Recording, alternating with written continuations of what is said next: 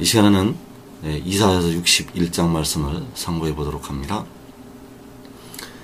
예수 믿는 백성들은 우리가 주님 안에서 성령의 충만함을 받으면 우리의 영혼이 기쁘고 또 우리가 주님 뜻대로 살 수 있는 그런 활력소가 됩니다. 그래서 예수 믿는 백성들은 항상 성령의 충만함을 받아야 하고 세상의 죄악과 멀어지기 위해서 또 내 육신에 거하는 죄의 법과 싸우기 위해서는 항상 성령의 충만함을 받아야 합니다. 그리고 주님이 이 비유로 말씀하신 것처럼 그 슬기로운 5 처녀들이 등에 기름을 가지고 그 기름을 준비한 것처럼 예수 믿는 백성들은 항상 깨어서 기도해서 성령의 충만함을 받을 수 있도록 항상 깨어있는 자리에 들어가야 합니다. 자, 여기서 1절 말씀해 보면 주 여호와의 영이 내게 내리셨으니 이는 여호와께서 내게 기름을 부으사. 자, 주 여호와의 영은 바로 하나님께서 여호와께서 인자에게 부으시는 바로 기름이었습니다. 그래서 인자에게 부으시는 그 기름은 바로 주 여호와의 영인데 주 여호와 하나님의 영, 즉 성령을 바로 예수를 믿는 백성들에게도 부어 주시고 있습니다. 그런데 이 주 여호와의 영, 바로 우리에게 부어 주시는 이 기름, 이 하나님의 영에는 반드시 두 종류의 영이 있습니다. 두 종류의 영이 있는데 첫째는 바로 보좌 앞에 7 등불을 켠 것입니다. 이 영이 이 보좌 앞에 7 등불 켠 것이 하나님의 7 영이고 현재 예수 믿는 우리 백성들이 받는 하나님의 성령입니다. 그래서 주님 오실 때까지, 환란이 일어날 때까지 우리가 이 영을 받아야 하고 항상 성령의 충만함을 구해서 우리가 신앙생활을 하는 자리에 들어가야 합니다. 그래서 이 성령을 받으면 불로도 임하게 되고 물로도 임하게 되는데 특히 이제 불로 많이 임하기 때문에 예수 믿는 백성들은 항상 이 성령으로 충만함을 구해서 항상 주님 안에 거하는 자리에 들어가야 할 것입니다.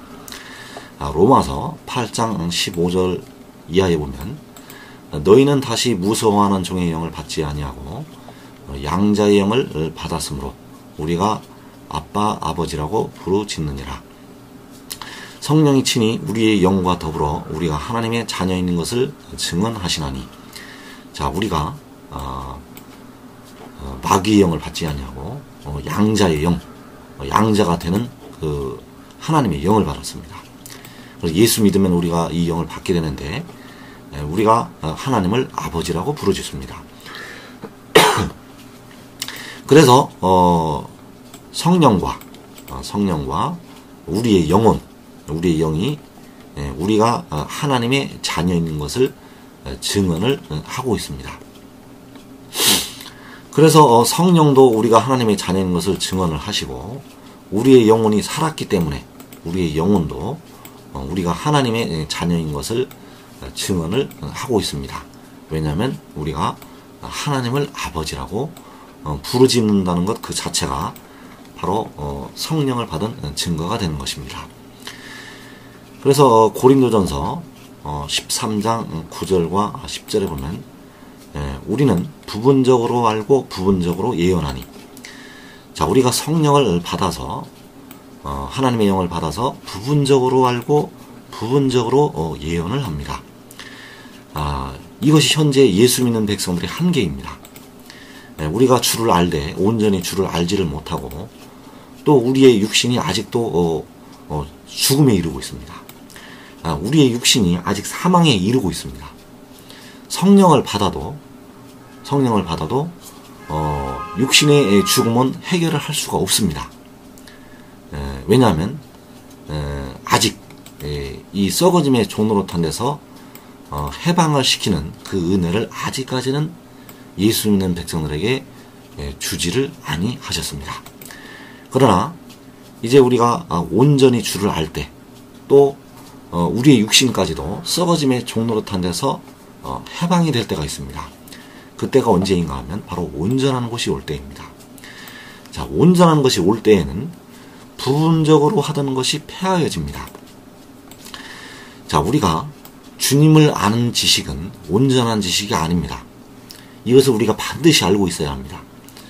아무리 이 성경을 많이 공부한 신학자가 되었다 할지라도 주님을 아는 지식은 부분적입니다.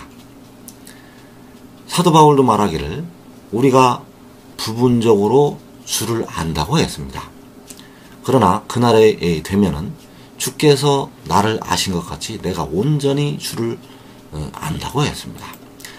또한 예언도 부분적으로 하는 예언입니다. 현재 성령을 받아서 예수 믿는 백성들이 하는 예언은 온전한 예언은 아닙니다. 온전한 예언은 아니고 이 예언은 성경에서 선지자들이 한 예언하고는 성격이 다릅니다. 그래서 그 예언은 부분적으로 하는 예언이라는 것. 이 예언은 온전한 예언은 될 수가 없다는 것. 이것을 예수 믿는 백성들은 반드시 알고 있어야 합니다. 그러나 이 아는 것, 이 예언하는 것도 역시 성령이 하시는 일이라는 것을 우리가 깨닫고 있어야 합니다. 그런데 문제는 온전한 것이 올 때에는 부분적으로 하던 것은 폐하여집니다. 그래서 이 온전한 것이 올 때에는 바로 이제 그 일곱 눈입니다.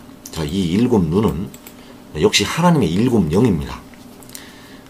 보호자 앞에 일곱 등불 켠 것도 하나님의 일곱 영이고, 이 일곱 눈도 하나님의 일곱 영입니다. 그러나 다른 점은 보호자 앞에 일곱 등불 켠 것은 부분적인 은혜입니다. 그래서 우리가 부분적으로 알 수밖에 없습니다. 이 일곱 눈은 온전한 은혜입니다. 그래서 이 일곱 눈은 아직 백성들에게 주지를 아니하셨습니다.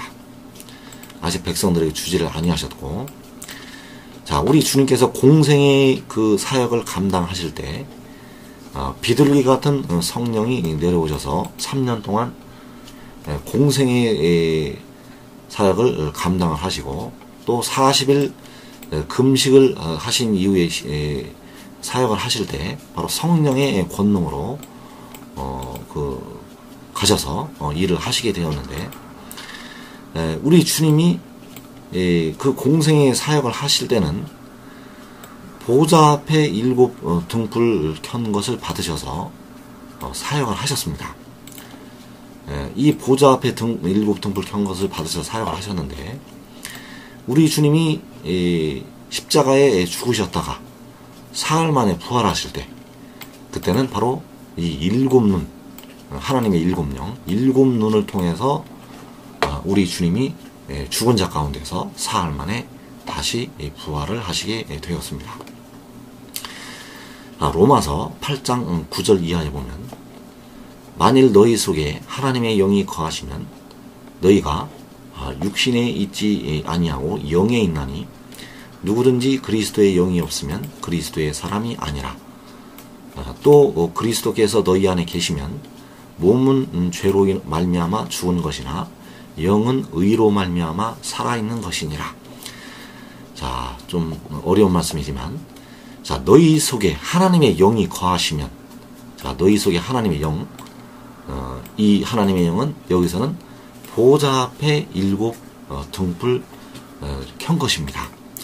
그래서 우리 속에 하나님의 영, 성령이 거하시면 우리가 이제 육신에 있지 아니하고 영에 있습니다. 우리가 육신의 사람이 아니고 이제 영의 사람이 되는데, 누구든지 그리스도의 영이 없으면 그리스도의 사람이 아니라. 그래서 우리가 하나님의 영, 즉 하나님의 영은 그리스도의 영이고, 자, 그리스도의 영이 거하시면, 그리스도의 영이 거하시면 우리는 바로 그리스도의 사람이 되는 것입니다. 그래서 그리스도의 영이 거하시는 것은 하나님의 영이 거하시는 것이고, 바로 그가 그리스도의 사람이 됩니다. 그래서 그리스도의 영이 거하신다는 것은 바로 그리스도께서 우리 안에 계시게 되는 것입니다. 그리스도께서 우리 안에 계시면 몸은 죄로 말미암아 죽은 것이나 영은 의로 말미암아 살아있는 것이니라. 자, 영은 살아있습니다. 영은 살아있는데 무엇으로 살아있냐면 바로 믿음의 의로 살아있습니다. 예수님을 믿어서 그 의롭다함을 얻어서 우리의 영혼은 살아있는 것입니다. 그러나 그리스도께서 우리 안에 계셔도 몸은 죽게 됩니다. 이것을 반드시 알아야 합니다. 몸은 죽게 됩니다. 나이가 차서 죽건 어떠한 질병이나 사고로 죽건 몸은 죽게 되어 있습니다. 이 몸이 죽는 것은 예수 믿는 자나 안 믿는 자나 다 죽게 되어 있습니다. 그래서 예수 믿는 백성들이 병 고침을 받는 것은 잠깐 동안 그 생명이 연장이 되는 것입니다. 온전한 죽음에서 완전히 해방을 시키지는 못합니다. 잠깐 부분적인 은혜를 받아서 그 생명이 연장이 되는 것 뿐이지 죽음에서 완전히 해방이 되는 것은 아닙니다. 그래서 예수 믿는 백성들도 결국은 이제 몸이 죽게 되는데, 그 죽는 것은 역시 죄로 말미암아 죽는 것입니다. 그래서 우리가 예수를 믿어서 영혼이 살게 되는데 죽었던 잠자던 영혼이 살아나는 것입니다. 그러나 몸은 죽게 됩니다. 즉 몸은 사망에 이르게 됩니다. 그러나 이 살아있는 영혼과 더불어서 이제 몸도 살게 됩니다. 몸도 죽지 아니하고 살게 되는데, 몸이 살기 위해서는 역시 하나님의 일곱 영을 받아야 합니다. 그래서 하나님의 일곱 영, 이때 받아야 할 하나님의 일곱 영은 바로 일곱 눈입니다. 자, 일곱 눈. 자, 예수를 죽은 자 가운데서 살리신 이의 영. 자, 예수께서 공생애의 사역을 감당하실 때는 보좌 앞에 일곱 등불을 켠 것으로 사역을 하셨고, 우리 주님이 십자가에 죽으시고 사흘 만에 부활하실 때, 사흘 만에 다시 죽은 자 가운데서 살아나실 때, 그때의 영은 바로 일곱 눈이었습니다. 그래서 죽임을 당하신 어린 양은 일곱 뿔과 일곱 눈이 있습니다. 그 일곱 눈이 바로 우리 주님이 죽었다가 죽은 자 가운데서 살리신 이의 영이 되겠습니다. 즉 하나님의 일곱 영인데, 이 영이 우리 안에 이제 거하시게 됩니다. 지금 거하시는 것은 아닙니다. 지금 거하시는 그 영은 보좌 앞에 일곱 등불 켠 것입니다. 여기 말씀하시는 하나님의 영, 그리스도의 영입니다. 그러나 이 영이 거해도 몸은 죽게 됩니다. 몸은 죽게 되는데, 이제 예수를 죽은 자 가운데서 살리신 이의 영, 이 영이 우리 안에 앞으로 거하시게 되는데, 그 영이 거하시면 그리스도 예수를 죽은 자 가운데서 살리신 이가 너희 안에 거하시는 그의 영으로 말미암아 너희 죽을 몸도 살리시리라. 그래서 이 영은 하나님의 일곱 영이고 일곱 눈입니다. 이 영은 아직 거하시지는 않습니다. 현재 우리 안에 거하시는 영은, 현재 우리 속에 거하시는 영은 보좌 앞에 일곱 등불 켠 것이고, 이제 그 일곱 눈이 우리 안에 거하실 때 우리 죽을 몸도 다시 살게 됩니다. 그래서 이 일곱 눈이 어떻게 임하는지, 이 일곱 눈이 어떻게 임하는지 그 경로를 우리가 반드시 알아야 합니다. 이것은 하나님의 비밀이고, 하나님의 비밀이고, 이 일곱 눈이 이제 백성들에게 반드시 임하시는 역사가 있다는 것, 우리가 이제 이것을 알게 될 것입니다. 자, 이 일곱 눈은 먼저 우리 주님이 죽은 자 가운데서 살아나실 때, 2000년 전에 십자가에 죽으셨다가 사흘 만에 부활하실 때, 그때 우리 주님이 이 영으로 일곱 눈으로 부활하셨습니다. 그러나 그 주님은 바로 만군의 여호와 하나님 자신이셨다는 것, 백성들이 알아야 합니다. 그리고 이 일곱 눈이, 그 죽임을 당하신 어린 양이 가지고 있는 그 일곱 눈이 임하게 됩니다. 자, 시편 45편 7절에 보면, 왕은 정의를 사랑하고 악을 미워하시니 그러므로 하나님 곧 왕의 하나님이 즐거움의 기름을 왕에게 부어 왕의 동료보다 뛰어나게 하셨나이다. 자, 이 왕이 있습니다. 자, 이 왕이 있는데, 이 왕이 누구인가 하면 계시록 10장의 천사가 왕입니다. 계시록 10장에 보면 힘센 다른 천사가 구름을 입고 하늘에서 내려오고, 그 머리 위에 그 무지개가 있죠. 그 얼굴은 해와 같고 그 발은 불기둥 같은데, 그가 사자에 부르짖는 것 같이 큰 소리로 외칩니다. 그 외칠 때 일곱 우레가 발하게 되고, 그리고 그가 땅과 바다를 밟고 서게 됩니다. 그리고 그 손에 작은 두루마리의 예언의 말씀을 들고 서 있습니다. 그래서 그가 왕인데, 이 왕에게 일곱 눈이 임하게 됩니다. 여기서 보면 왕의 하나님이 즐거움의 기름을 왕에게 부어. 자, 이 즐거움의 기름, 이 즐거움의 기름이 이제 하나님의 일곱 영이고, 하나님의 영입니다. 그래서 이 즐거움의 이 기름을 부으시게 되는데, 여기서 보면 주 여호와의 영이 내게 내리셨으니 이는 여호와께서 내게 기름을 부으사. 자, 여기서 기름을 부으시죠. 기름을 부으시는데, 주 여호와의 영이 내게 내리셨으니. 자, 예언의 말씀은 부분적으로 성취가 될 때가 있고, 자, 이 말씀의 온전한 성취가 이루어질 때가 있습니다.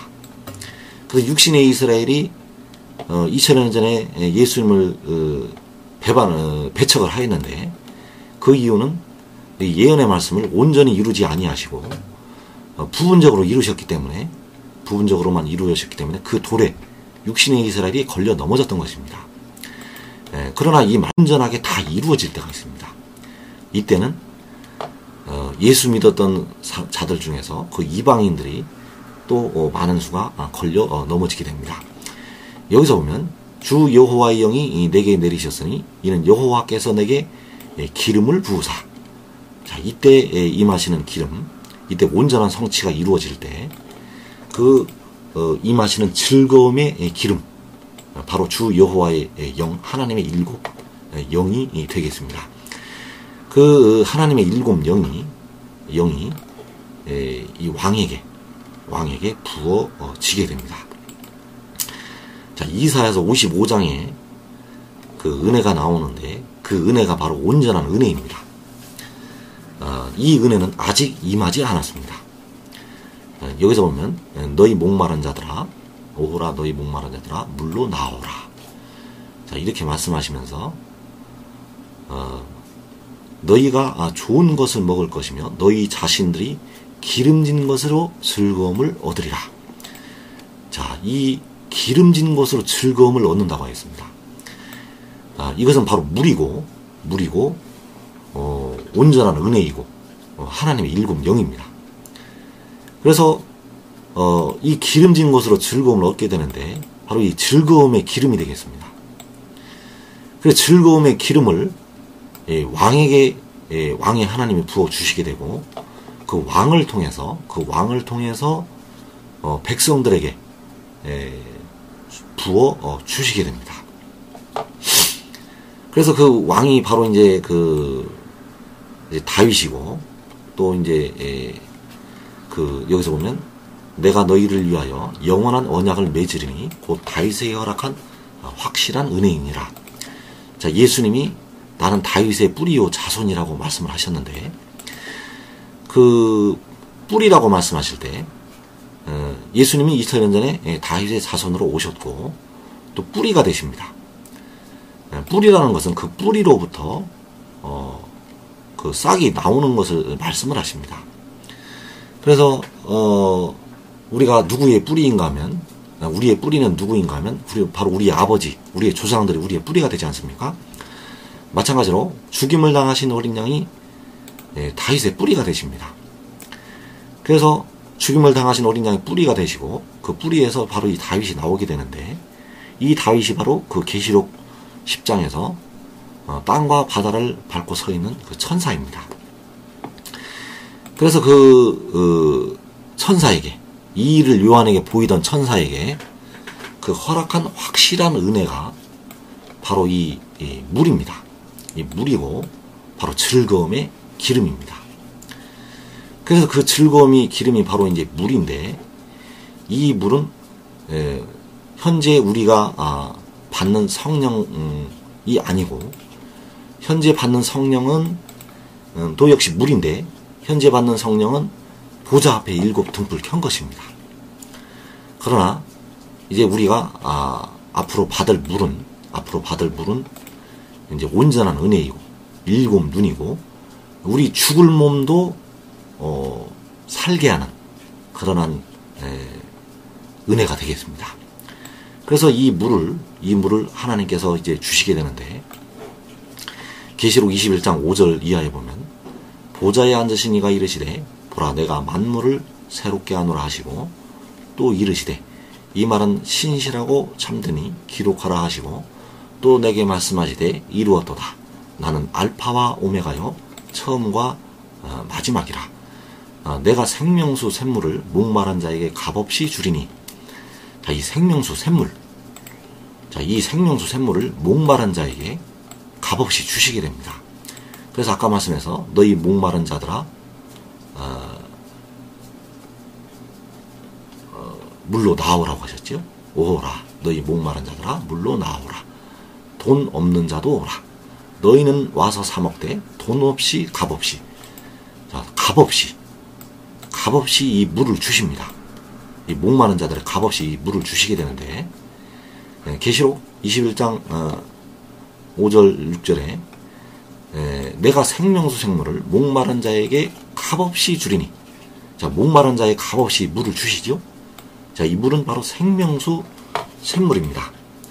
죽을 몸도 살리시는 바로 이 물이 되겠습니다. 이 물은 바로 계시록 10장의 천사에게 먼저 임하게 됩니다. 현재 죽임을 당하신 어린 양이 7 뿔과 7 눈이 있는데, 그 7 눈이 바로 이 생명수 샘물입니다. 그 7 눈이 하나님의 7 영이고 바로 이 생명수 샘물이 되겠습니다. 그래서 이 생명수 샘물을 이제 주시게 되는데, 이것을 주실 때가 있습니다. 이것을 주실 때가 있는데, 하나님의 택하심을 입은 백성들에게는 주께서 공중 강림하신 후에 주시게 되고, 이 왕에게 주께서 공중에 강림하시기 전에 먼저 주시게 됩니다. 그리고 주께서 공중에 강림하시기 전에 먼저 그 계시록 10장의 천사에게, 이 일을 요한에게 보이던 천사에게 이제 먼저 주시게 되는데, 언제 주시냐면 환난 날에 주십니다. 자, 마귀와 그의 사자들이 이 땅으로 쫓겨 내려와서 땅과 바다는 화가 있게 되고, 이 땅에는 4분의 1이 죽임을 당하는 환난이 벌어집니다. 그때 첫째 인을 떼실 때부터 넷째 인을 떼실 때까지 이 마귀와 그의 사자들을 통해서 악한 자들이 일어나게 되고, 그들이 육신의 이스라엘을 집어삼키고 예수 믿는 많은 자들을 집어삼키고 또 유다까지 그 물이 들어와서 이제 거의 목에까지 미칠 정도로 이 악한 세력들이 들어오게 됩니다.